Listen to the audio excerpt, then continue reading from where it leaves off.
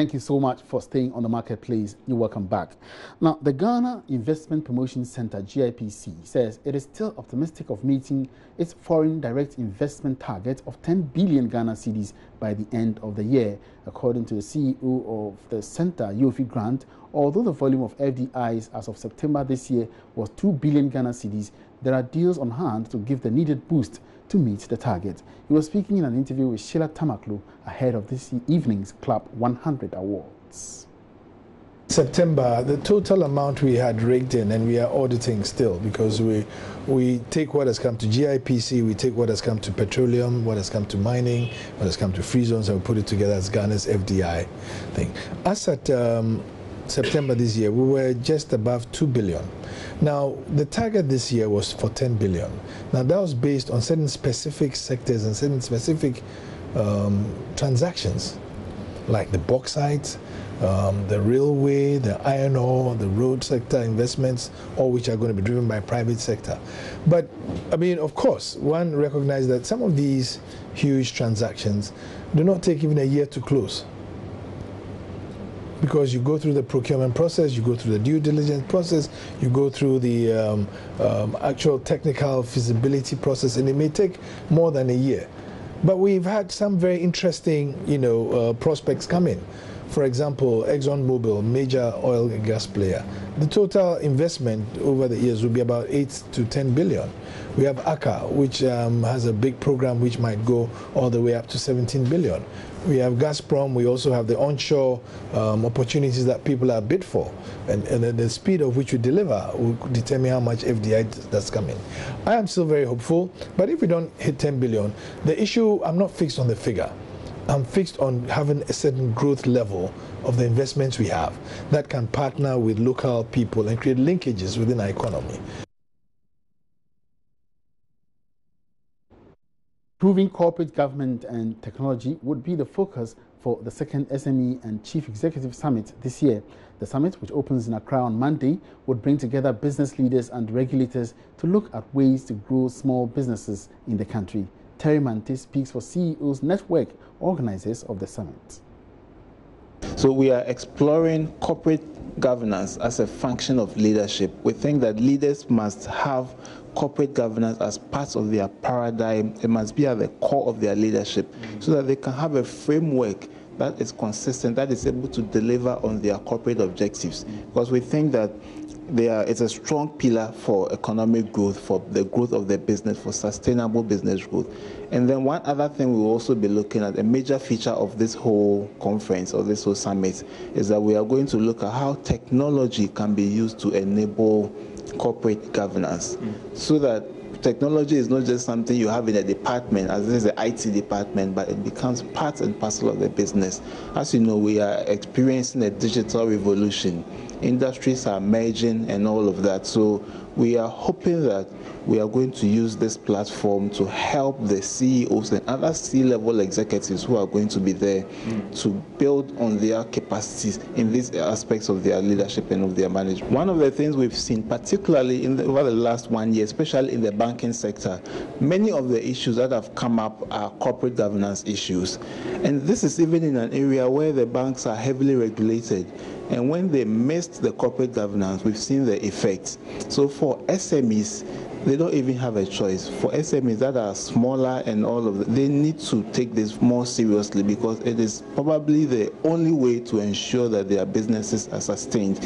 So I'm expecting that for people who are going to be in this event, they are going to pick ideas, they are going to pick strategies, they are going to pick insights, concepts that will help them to structure their businesses to be viable, to be sustainable as they progress into the future. What we normally do at the Chief Executive Network Limited, after all these things, we normally engage with the CEOs behind the scenes. What is the Chief Executive Network is a chamber, it's a consultancy chamber for CEOs.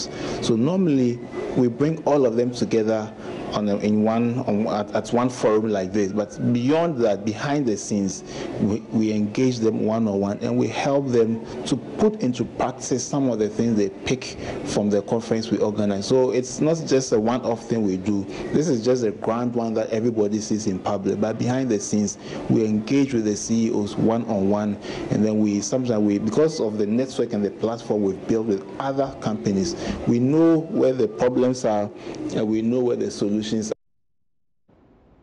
Let's turn attention to some budget stories. Former Director General of the National Development Planning Commission, Dr. Ni Mui Thompson, is warning the current approach of project financing in the country, where the Chinese are predominantly given development opportunities, will cripple the country's infrastructure plan and result in shoddy infrastructural jobs. He was speaking at the maiden round table discussion on the 2019 budget statement organized by the Department of Data Science and Economic Policy at the University of Cape Coast. Dr. Thompson expressed worry about how Ghana is not opening its space to allow other potential investors compete for infrastructure projects, but rather fall on only the Chinese. Richard Kwejo was there and has more in this report. There could be a rippling effect, and it's going to affect, other activities. The roundtable discussion on the 2019 budget, the maiden edition at the University of Cape Coast, assembled economic brains to offer diverse perspectives on the budget and their implications on economic growth in the country. Contributing to the discussion, former director of the National Development Planning Commission, Dr. Ni Mui Thompson, expressed worry about how project financing is done in the country. It's a 30-year Ghana infrastructure plan. And the strategy for financing that we had, in fact, targeted 100 million US dollars, not 50 million, but 100 million US dollars, almost all of it coming from the private sector. The approach to financing big ticket items has systematically changed over time, where it's no longer governments that take on that responsibility, but you prepare your plan and put it out there and let the private sector come in and choose to fund these ones. And so imagine, because according to UN Office of Operations, UNOPS, there was over $1 trillion US dollars floating out there looking for opportunities to invest in infrastructure.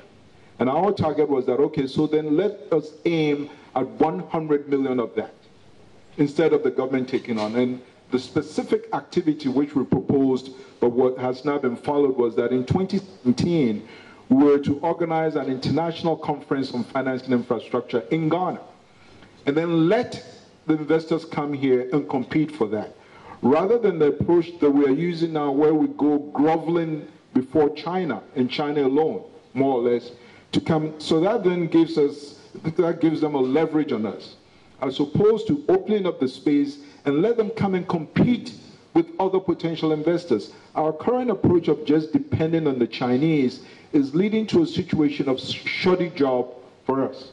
Dr. Thompson cited examples of projects done by the Chinese he believes are not standing the test of time. We're in Cape Coast now. After this program, if you have the time, go to the Cape Coast Stadium and inspect the base for the floodlights. They've all cracked in less than 2 years.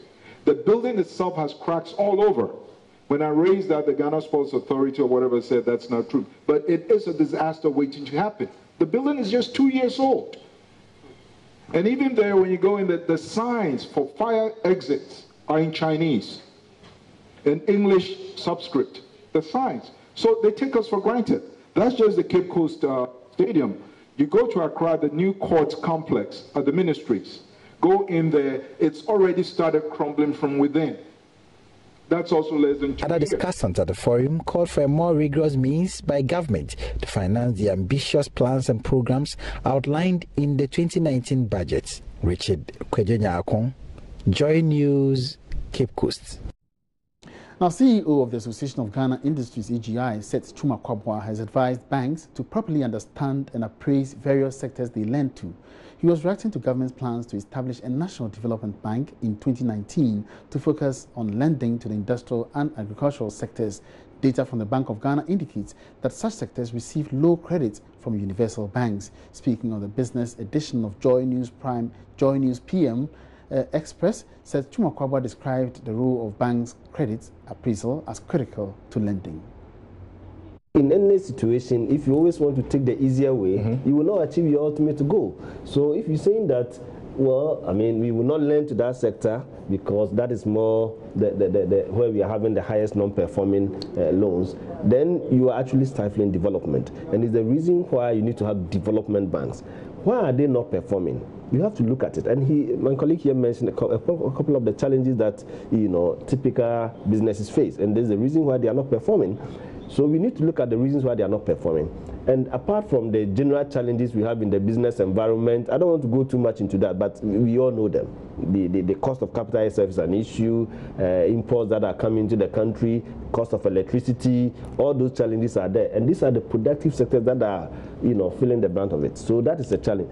The other aspect is that the banks themselves, do we have people who understand these businesses very well, who can actually provide the needed technical support and the proper credit arrangement to make sure that they pay back? Okay. If you don't understand the project, your lending arrangement is also affected, and therefore the tendency for them to not perform is very high. So we have to look at it, and we should even be more concerned that these productive sectors, I think, I haven't done the calculation, but from I think if you put all of them together, it will not constitute more than 30% of the total portfolio that is lent to the entire sector. On his part, financial consultant Dr. Daniel Sedo suggested access to long-term funds by leveraging the pensions and life insurance market to provide long-term capital. He advocated the proposed development bank can tap in to lend to these sectors as they require long-term funding. The monies we are looking for from the bank, particularly for industry, should be coming from long-term sources. We should have paid attention to developing our insurance sector, particularly the life insurance. Yeah. In the good old days, when SIC was doing so well, they owned banks. SIC, as far as Ghana International Bank, SIC shareholder. Even NIB used to be a shareholder in Nestle. Okay. You see NIB investing in a manufacturing entity. We got a model right at a certain point, but somewhere along the line, we've lost it. So if you are looking for long-term, first develop your pensions. EcoBank Ghana has presented a seed fund of 10,000 cedis to the Ghana Red Cross Society as the bank partners with the humanitarian NGO to launch the digital fundraising campaign. The partnership will see EcoBank grant the Red Cross its digital platform for donations to be made to save lives. We get to hear from the Executive Director in charge of legal, Morgan Fianku, who spoke on behalf of the CEO.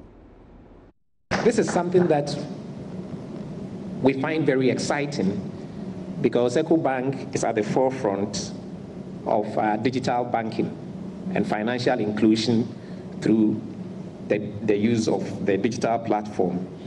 So since we care about the needy, we care to reach out to all. And this is something that we are doing.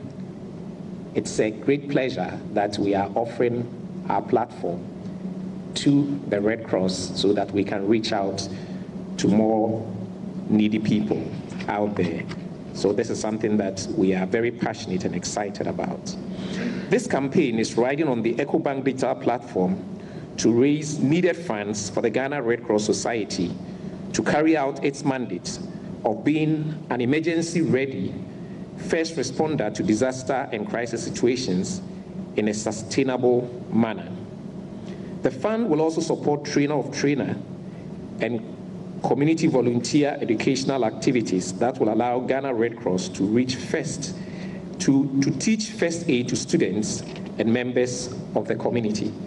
Today's event is much more of an impression by EcoBank Ghana on the need for there to be corporate social responsibility and their contribution to the Ghana Red Cross Society, giving them the platform for donations to be made in order to make the corporation much more effective. Of course, EcoBank Ghana still remains committed, they say, to ensuring that their contribution to society remains one of the key moving forward. For Joy Business, Charles Aite reporting.